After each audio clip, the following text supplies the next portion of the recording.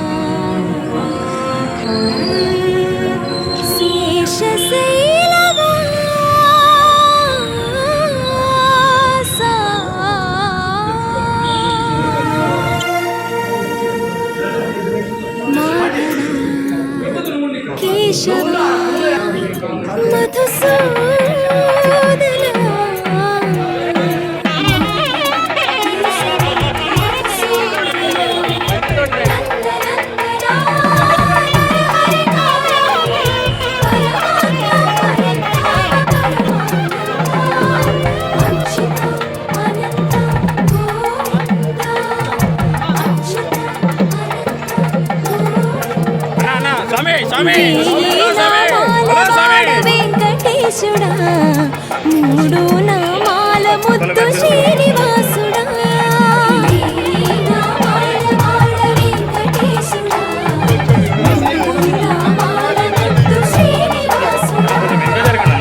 కోటి కోటి దండాలయ కోనేటి రాయడా కోటి కోటి దండాలయ కోనేటి రాయడా కోరుకున్న వారి కొంగు బంగారు దేవుడా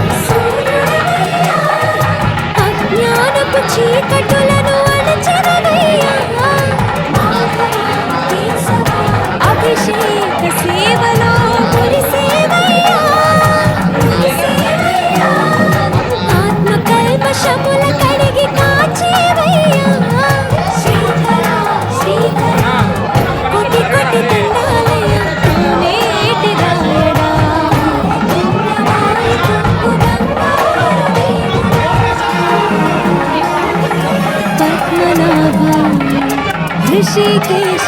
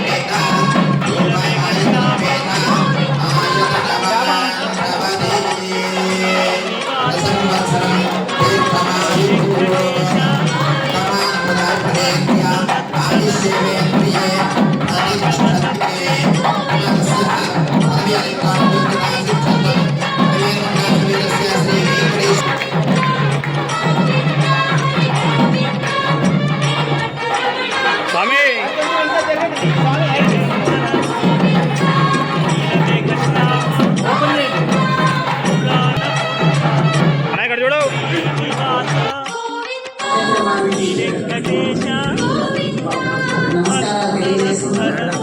అలాగే వాలంటీర్ సభ్యులు నవీన్ కుమార్ గౌడ్ గారికి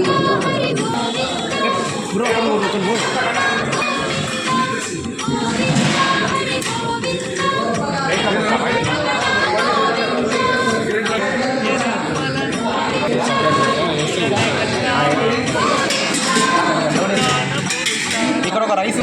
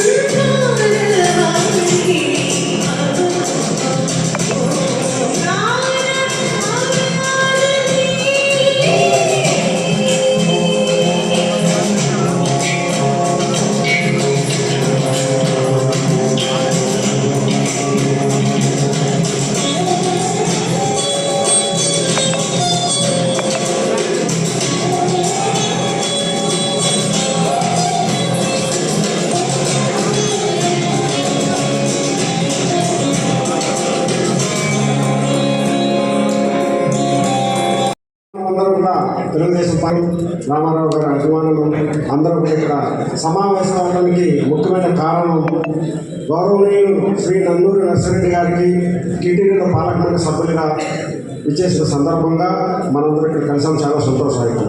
నందూరి నర్సిరెడ్డి గారి గురించి చెప్పాలంటే చాలా చెప్పాలి. ఒక మాటలో చెప్పాలంటే మాటల మాంత్రికుడు. ఆయన మైక్ తీసుకుందంటే మనల్ని నవ్వించగలడు, కవ్వించగలడు, ఉత్తేజపరచగలడు, అన్ని విధాలైన నవరసాలు పండించగలిగినటువంటి నర్సిరెడ్డి గారికి మన అందరి తరఫున మా హృదయపూర్వక శుభాకాంక్షలు. సేవలకి ప్రతిఫలంగా గుర్తింపుగా వారికి పాలకమండలి చంద్రబాబు నాయుడు గారు చాలా సంతోషదాయకమైన విషయం. అలాగే ప్రతి ఒక్కరూ కూడా తెలుగుదేశం పార్టీలో ఉన్న ప్రతి కార్యకర్త కూడా నిబద్ధతతో పనిచేస్తే ఒక్కరికి కూడా ఇలాంటి గుర్తింపు ఉంటుందనే దానికి ఇదే చిహ్నం మనకి. కాబట్టి అందరూ ఇక్కడ చాలామంది ఉన్నారు. సమయాభావం వలన చాలా క్లుప్తంగా క్లోజ్ చేసుకున్నాను, క్షమించుకోవాలి. Thank you. ఈ అవకాశాన్ని కల్పించినటువంటి పెద్దలందరికీ కూడా ఇక్కడ చాలామంది పెద్దలు ఉన్నారు. పాలిట్ బ్యూరో సభ్యులు గౌరవనీయులు గౌడ్ గారు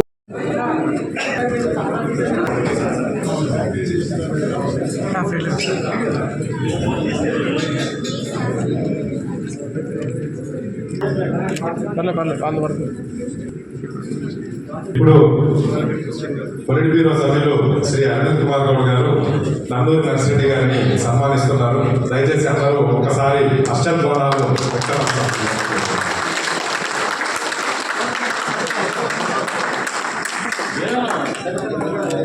జై తెలుగుదేశం నాయకత్వం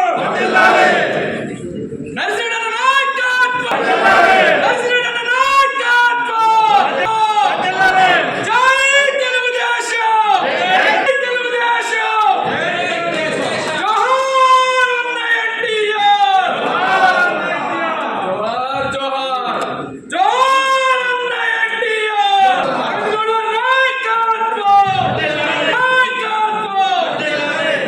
గారి యొక్క అమూల్య సందేశాన్ని మనందరికీ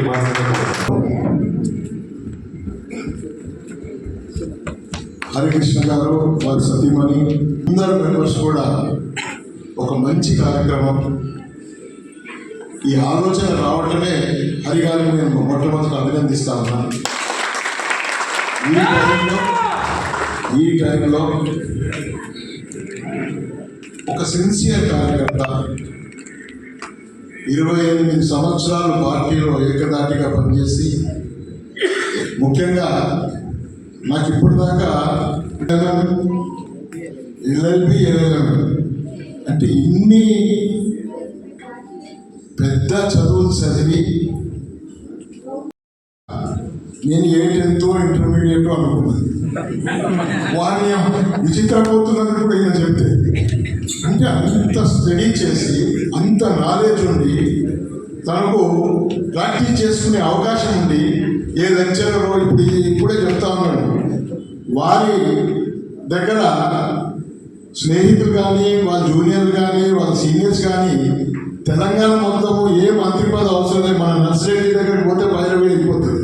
అంతమంది ఎంఆర్ఓలు, ఆర్టీఓలు, కలెక్టర్లు, డిఎస్పీలు అందరూ కూడా తనకు చాలా సన్నిహితమైనటువంటి వాళ్ళు, ఆయన స్నేహితులు. ఇంత కెపాసిటీ మన నర్సిరెడ్డి గారు ఉండడం వల్ల కూడా పార్టీకి, తర్వాత పార్టీ నాయకులకు, కార్యకర్తలకు కూడా అందరికీ కూడా ఒక సపోర్ట్ లాంటిది. ఇంకోటి ఏంటంటే ఎవరైనా అధికారం ఉన్నది లేకపోతే వాళ్ళు చేసే సంతాలు ఉండి చాలా మంది చెయ్యరు. మన నర్సిరెడ్డి మాత్రం నాకు తెలిసి ఎవరికి కూడా కాదనేది నేను మొన్ననే చెప్పిన తమ్ముడికి, అందరికీ సహాయం చేద్దాం. ఇంకోటి నేను కొంత అపోహలు ఉండేది ఒకప్పుడు, ఈ పిల్లోడు ఏదో ఫేవరిజం చేస్తాడు అది. తర్వాత మొన్న తనని దగ్గరగా చూసా, తన పనేందో తనే చేసుకుంటూ పోతాడు. రూలు, రెగ్యులేషన్స్ సీరియస్గా ఎవరిని కూడా ఫేవర్ చేయడం కానీ ఎవరిని వ్యతిరేకించడం కానీ, మరి నేను మొన్న దగ్గర నుంచి చూసినప్పటి నుంచి నాకు ఆ భావం కూడా పోయింది. అంటే తెలుగుదేశం పార్టీని నమ్ముకుని స్వర్గీయ చంద్రబాబు గారు నమ్ముకున్న ఒక కార్యకర్తగా కింది లెవెల్ నుంచి పనిచేసి మరి ఈరోజు ఎంతో పుణ్యం చేసుకున్నాడో, వాళ్ళ తల్లిదండ్రులు ఎంత పుణ్యం చేసుకున్నారో. ఒక టీటీడీ ఈ సుదీర్ఘ ప్రయాణంలో నాకు ఈ పదవి వచ్చినా మీ అందరూ కూడా మీ భుజాల మీద లేపి మీరు నడిపిస్తే మాత్రమే నాకు అవకాశం వచ్చింది తప్ప నేనుగా చేసింది ఈ ప్రయాణంలో నేను ముందుండొచ్చు, కానీ నాకంటే ఎక్కువ కష్టపడి, నాకంటే ఎక్కువ శ్రమపడి, నాకంటే ఎక్కువ అయినోళ్ళు ఇంకా కూడా నోచుకోని చాలా మంది ఉండొచ్చు. కానీ ఇది నాకు ఒక పెద్ద గౌరవంగా నేను భావిస్తున్నాను. ఈ పదవి వచ్చిందని అనే దానికంటే ఎక్కువ అపవిత్రమైనటువంటి తిరుమలని పవిత్రం ఎట్లా చేయాలనేటువంటి మహత్తరమైనటువంటిది కూడా మా ముందుంది. ఇవాళ తిరుపతిని అన్ని రకాలుగా దిగజార్చినటువంటి గత ప్రభుత్వం చరిత్రలో వాళ్ళు 100 మంది అంటే పంపేది, కానీ ఎక్కువ మందికి భక్తులకు ఇవ్వచ్చు అనేటువంటి దాంతో ఉన్నారు అనేటువంటి విషయాన్ని గుర్తు చేస్తూ నేను స్వచ్ఛమైన మనసుతోటి ఖచ్చితంగా మనందరికీ వచ్చిన అదృష్టంగా భావించాలి. ప్రతి తెలుగుదేశం కార్యకర్త, నాయకుడు కూడా చాలా ఆనందపడతా ఉన్నాం. ఇప్పుడు ఈ సమయం ఏంటి, మనది తెలంగాణలో అసలు ఎవరు తెలుగుదేశం కానీ ఎటువంటి గౌరవం కానీ దక్కలేదు. మరి ఈరోజు తెలంగాణ మొత్తానికి మన నర్సిరెడ్డి గారి ద్వారా ఒక గౌరవం. మరి మనం కూడా నేను చాలా ఇబ్బంది పడతా ఉన్నా, దర్శనానికి పోవాలంటే ఎట్లా అంటే మా వరకు పర్వాలేదు, కానీ ఇప్పుడు తెలుగుదేశం అక్కడ అధికారంలోకి వచ్చింది కదా, అధికారంలోకి వచ్చింది ఎవరు అరే మీకు దగ్గర కదా నా ఆడిటరు వాళ్ళు వీళ్ళు అడుగుతుంటే కొంచెం కన్ఫ్యూజ్ ఉంది. పిఏకి చెప్పాలన్నా లేకపోతే ఇంకెవరికి చెప్పాలి, కొంచెం మాకు ఇంకా తెలంగాణకు అలాట్మెంట్ కాలేదు అని ఏదో అబద్ధం ఆడి తప్పించుకుంటా ఉన్నా. అంటే ఎంతో డబ్బున్న కూడా తిరుపతికి పోవాలి అని ఒక మరి ప్రతి తెలుగోడు అనుకుంటాడు. కాబట్టి ఆ తెలుగోడికి వీళ్ళ కమిటీ వచ్చిన తర్వాత ఒక్కసారి మాత్రం చూస్తా ఉంటే ఒక మంచి కమిటీ వచ్చింది. బాబు గారు చాలా శ్రమ చేసి వేసినటువంటి కమిటీగా మనం భావించాల్సి వస్తుంది. మరి నర్సిరెడ్డి గారు గురించి చెప్పాలంటే చాలా సింపుల్ లైఫ్ అనుభవిస్తూ పార్టీకి మనం చూస్తాం. అది ఎంత పెద్ద వేదిక కానీ, అది ఎంత మంది ఉండని, 1,00,000 మంది ఉండని, 2,00,000 మంది ఉండని, ఎవరుండని, కొంచెం గ్యాప్ వచ్చింది, కొంచెం చల్లబడుతుంది, లేకుంటే జనాలు వెళ్ళిపోతున్నారు అంటే మన నర్సిరెడ్డి అని మైకిచ్చి మళ్ళీ మాట్లాడించి పార్టీకి ఆ విధంగా అన్ని విధాలా కూడా సేవ చేసినటువంటి వ్యక్తి. మరి వీరికి రావడం నేను కూడా చాలా ఆనందపడ్డా. ఆ రోజు ఒక హోమ్ తెలుగుదేశం కార్యం హలో భయ్యా అన్న మీ టీం మొత్తం రండి ఒకసారి.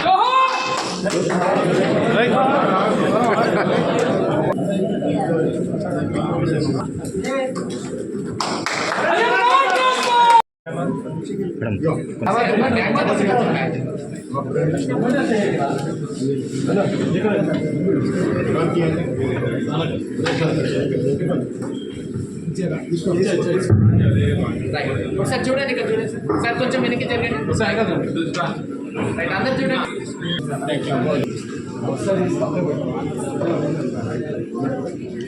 ఫోకస్ మా మీద సార్ అది సార్ అతి పవిత్రమైనటువంటి ఉమ్మడి రాష్ట్రంలో ఉన్నటువంటి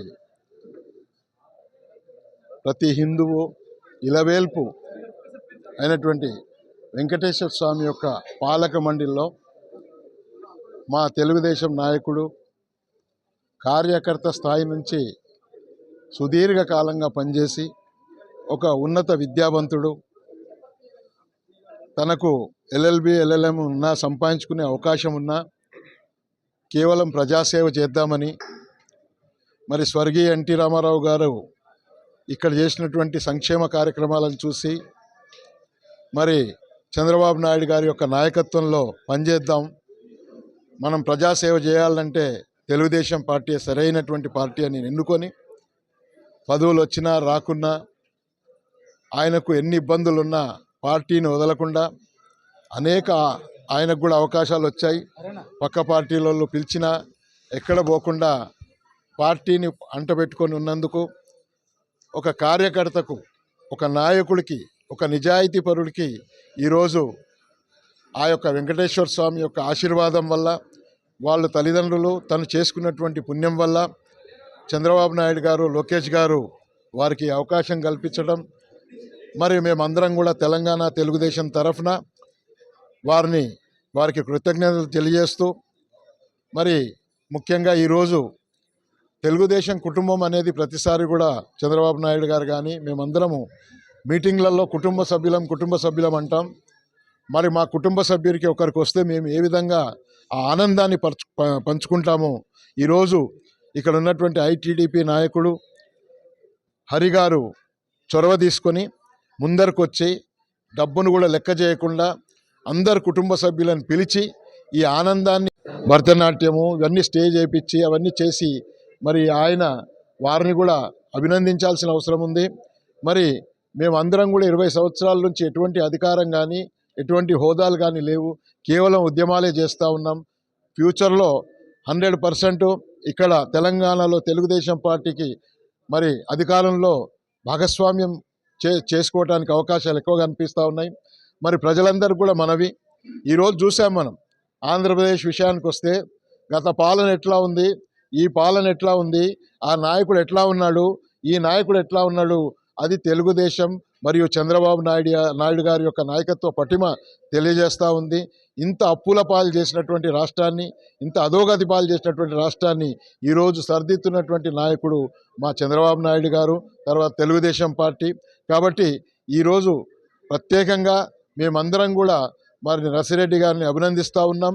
మరి వారు ఉండడం వల్ల తెలంగాణకు గౌరవం ఇచ్చినట్టు అయింది. కాబట్టి తెలంగాణ అందరికి కూడా ఈరోజు మేము తిరుపతికి పోవాలి అనుకుంటే కనీసం మా నాయకుడు కూడా ఉన్నాడు అనే ఒక ఆలోచన వచ్చే విధంగా మరి పార్టీ నిర్ణయం జరిగింది. దానికి అభినందిస్తూ ఉన్నాం.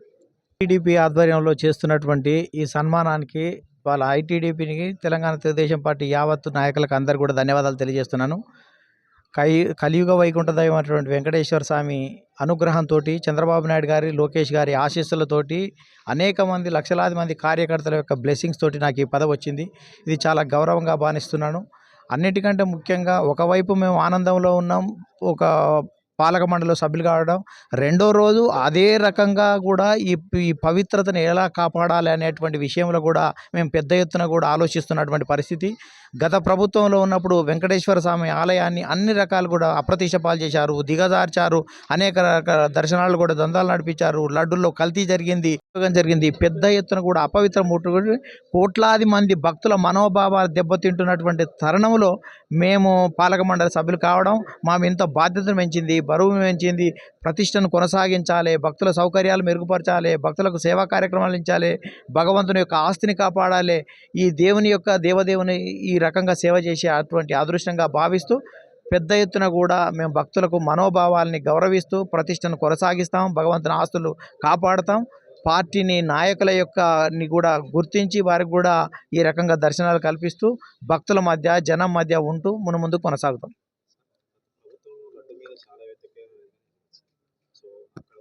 ప్రభుత్వం అనేక కమిటీలు వేసింది, అనేక రకాలైనటువంటి చర్యలు తీసుకుంది. భక్తులు కూడా ఆనందం వ్యక్తం చేస్తున్నారు. కొత్త ప్రభుత్వం వచ్చిన తర్వాత మంచి నెయ్యితోటి తీసుకున్నటువంటి దాన్ని ఇప్పటికే ప్రజల నుంచి, భక్తుల నుంచి ఫీడ్బ్యాక్ కూడా ఇప్పటికే అందింది. అందుకనే భక్తుల మనోభావాలు గౌరవించడం, వాళ్ళకి సౌకర్యాలు మెరుగుపరచడం, భగవంతునికి భక్తునికి మేము అనుసంధానకర్తలమే. అందుకనే భక్తుల యొక్క శ్రేయస్సే మా ధ్యేయం, వాళ్ళ యొక్క సౌకర్యాలు కల్పించడమే మా గమ్యం.